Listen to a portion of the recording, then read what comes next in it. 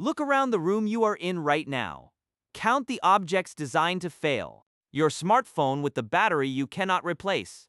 Your printer that refuses to print because a chip says the ink is empty. Your washing machine with the plastic gear that shears off exactly 1 month after the warranty expires. Your shoes, your toaster, your vacuum cleaner. None of this is an accident. There is a secret history woven into every product you own. A century-old decision that shapes your daily life more than any law, any election, any war. And you have never been told about it. This is the story of how the world's largest companies discovered that making things last forever was a terrible business model. So they decided to make things break on purpose. This is the story of planned obsolescence. The year is 1924. Geneva, Switzerland. A secret meeting takes place. The attendees are not spies or revolutionaries. They are businessmen, representatives from the world's largest light bulb manufacturers.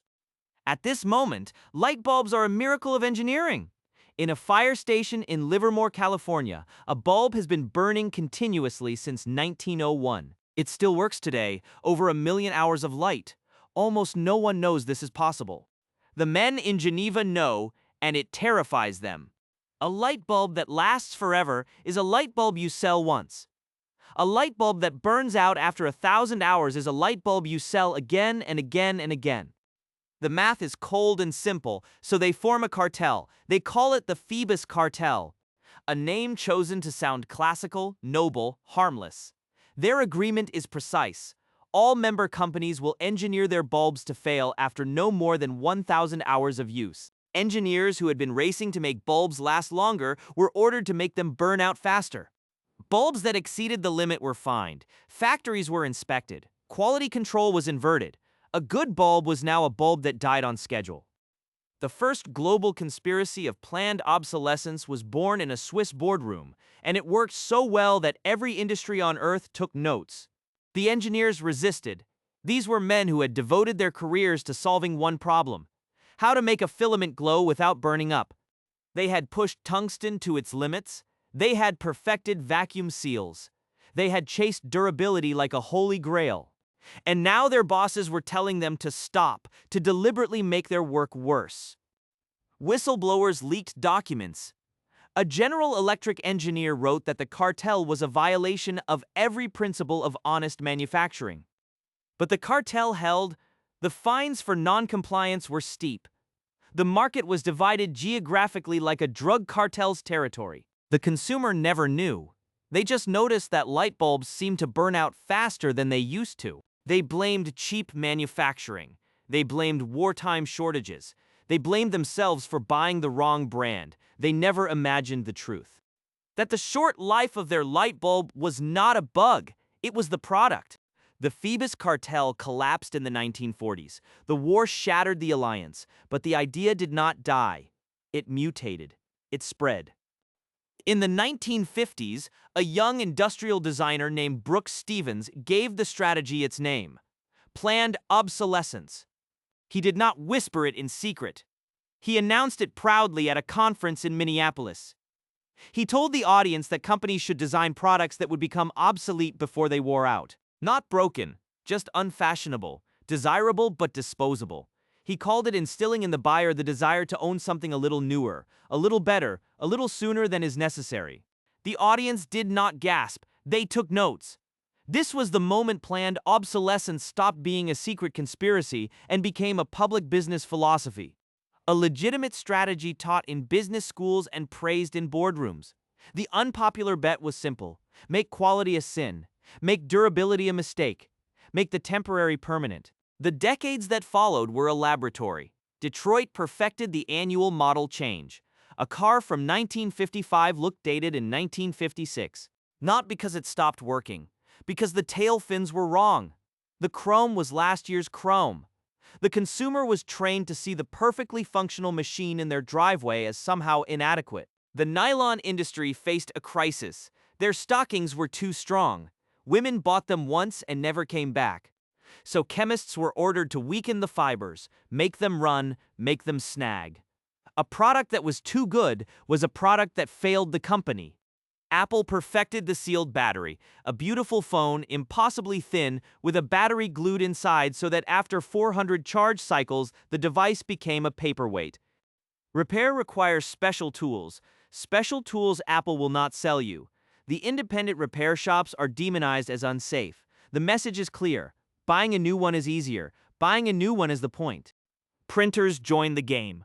A microchip counts pages. When the count hits a preset number, the printer stops. Not because the ink is empty, because the chip says so. You can reset the chip, you can refill the cartridge, but the company has made that just difficult enough that most people give up and buy a new cartridge. A new cartridge that costs nearly as much as a new printer. The slow build was not one industry. It was all of them. A quiet, patient, systemic rewiring of the global economy around a single organizing principle. Things must fail. The inflection point came not from a company but from a law. In 2011, France did something radical. It made planned obsolescence illegal. A crime punishable by up to 2 years in prison and a fine of 300,000 euros. The law defined planned obsolescence as deliberately reducing a product's lifespan to increase the replacement rate. The European Union followed. Right to repair legislation spread. Activists began publishing repair manuals online. YouTube channels dedicated to taking apart products and showing exactly where they were designed to fail exploded in popularity. The consumer woke up. For a century, planned obsolescence had been invisible. It looked like bad luck. It looked like normal wear and tear. It looked like the natural order of things. Now people saw the glued batteries, the software updates that slowed old phones, the ink cartridges with expiration dates, the nylon that runs, the printers that lie about being empty, and they got angry. The right to repair movement went from a niche cause to a global force. In 2021, the U.S. Federal Trade Commission voted unanimously to enforce right to repair laws. President Biden issued an executive order. State legislatures from Massachusetts to Colorado passed their own laws. Farmers, of all people, became activists. John Deere had locked its tractors with software that prevented anyone but an authorized dealer from making repairs. A farmer whose tractor broke down during harvest could not fix it himself. He had to wait for a dealer. Wait while the crops rotted. The farmers hacked their own tractors with Ukrainian firmware they found on the dark web. Digital piracy became an agricultural necessity. New companies emerged with a counter-philosophy. Fairphone built a modular smartphone that you can repair with a single screwdriver. Framework built a laptop where every component can be swapped and upgraded. Patagonia ran ads telling customers not to buy their jackets. Repair what you have, the ads said. For the first time in a century, durability became a selling point. But the empire of planned obsolescence is not dead. It is adapting.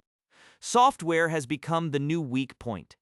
A perfectly functional tablet becomes insecure, incompatible, useless. Not because the hardware failed, because the company decided to stop supporting it. Streaming and subscription models replace ownership entirely. You do not own your music. You do not own your movies. You do not own your software. You rent access, and access can be revoked. The developing world has become the dumping ground. The electronics we dispose of responsibly are shipped to Ghana, to India, to Indonesia. Mountains of e-waste where children extract copper from circuit boards with their bare hands. The failure we engineered does not disappear. It moves, it accumulates, it poisons. The challenge now is not just legal or technological. It is structural. We built a global economy that requires growth, and growth requires consumption, and consumption requires things that break. Breaking things is not a bug in the system. It is the system. That light bulb in Livermore, California is still burning. It has been burning since 1901. It has outlived the Phoebus cartel. It has outlived the men who signed the agreement in Geneva. It has outlived most of the companies that conspired to make bulbs like it illegal. It just hangs there, a quiet rebuke. A reminder that we knew how to make things that last, we chose not to. The light bulb conspiracy was not a single event. It was a philosophy that grew like mold in the dark, spreading through every industry, every product, every home. It taught us that things are supposed to break. That new is always better. That repair is a hassle. That throwing away and replacing is normal, but that lesson is not permanent. It can be unlearned. The most important things often look like mistakes before they look inevitable. A century ago, making products that lasted forever was just called good engineering. Today, it is called radical. Tomorrow, it might be called common sense. The question is not whether we can build things that last. We already know how. The question is whether we have the courage to build an economy that rewards it, and that bulb in Livermore will probably still be burning while we figure it out. Thanks for watching. I want to hear your story. What is the most frustrating product failure you have experienced? The one where you knew it was designed to die? Drop it in the comments.